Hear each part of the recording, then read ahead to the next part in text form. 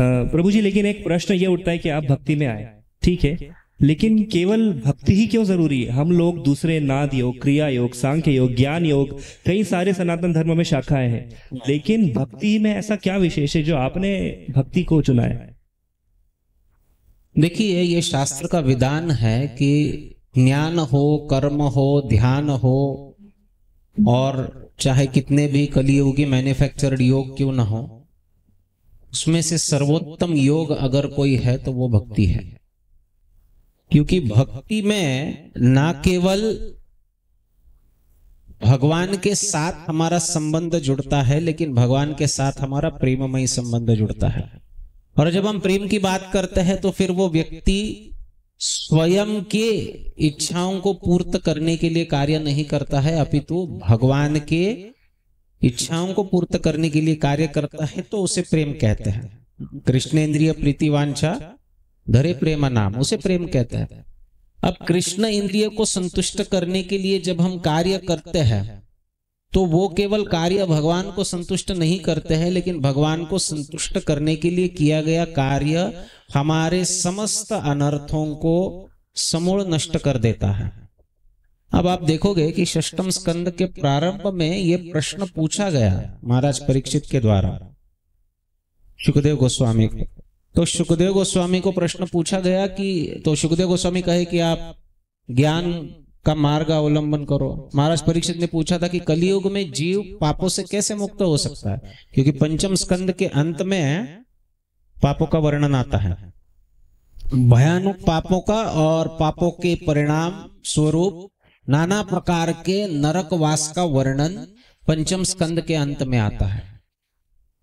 परंतु ये सुनकर जब परीक्षित महाराज भयभीत हुए, वे सुखदेव गोस्वामी से पूछते हैं कि कलियुगी जीव तो इसका उद्धार हो ही नहीं सकता, ये संभव ही नहीं है, तो फिर ये कैसे कलियुगी जीव को, मनुष्य को अपने कर्मों के चक्र से वो कैसे छूट सकेगा? और तब उसके फलस्वरूप, उसके उत्तर स्वरूप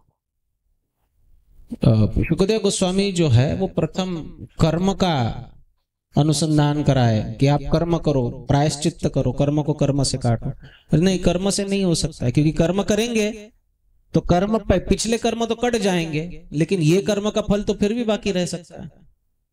तो कर्म से कर्म को कभी नहीं काटा जा सकता है। अच्छा, कर्म करते हैं तो क्या होता है? तो कर्म करेंगे तो कर्म करने की प्रवृत्ति बढ़ती है।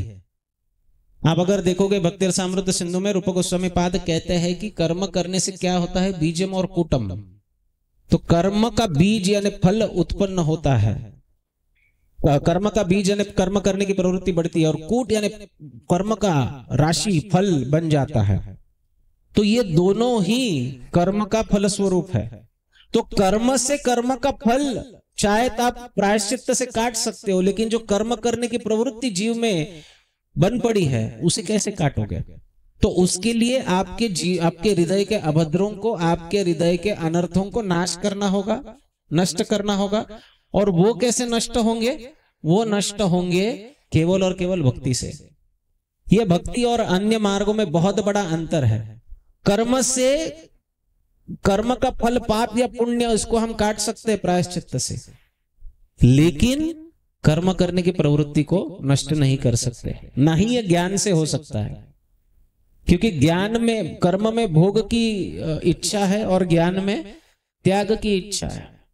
तो ये दोनों से ही कर्म बीज जो है ये नष्ट नहीं हो सकता, ये केवल भक्ति से हो सकते। क्योंकि जब हम भगवान की भक्ति करते हैं तो पहले कर्म वासना नष्ट होती है, और जब कर्म वासना नष्ट होती है तभी जीव पूर्णतया शुद्ध होकर वास्तविक आनंद को प्राप्त कर सकता है। हमारे जीवन में जो भी आज चल रहा है वो क्यों चल रहा है? क्योंकि हमारे मन में नाना प्रकार की इच्छा है ना? तो इन इच्छाओं की वजह से हम कर्म करते हैं। कर्म करते हैं तो उसके फल में अटक जाते हैं, उसके फल में अटक जाते हैं तो फल स्वरूप सुख और दुख को भुगतना पड़ता है। तो ये इच्छाएं नष्ट होना बहुत आवश्यक है। अगर इच्छाएं नष्ट नहीं होंगी हृदय की, तब तक हम संतुष्ट नहीं। संतुष्टि की स्थिति क्या है? संतुष्टि की स्थिति है कि बस अब और कुछ नहीं चाहिए। ये स्थिति कर्म का और ज्ञान से नहीं आ सकती। इसलिए भक्ति एक ऐसा मार्ग है जिससे आप परिपूर्ण रिजल्ट को प्राप्त कर सकते हो। इससे ना केवल कर्म का फल नष्ट होगा लेकिन कर्म करने की प्रवृत्ति भी नष्ट होगी।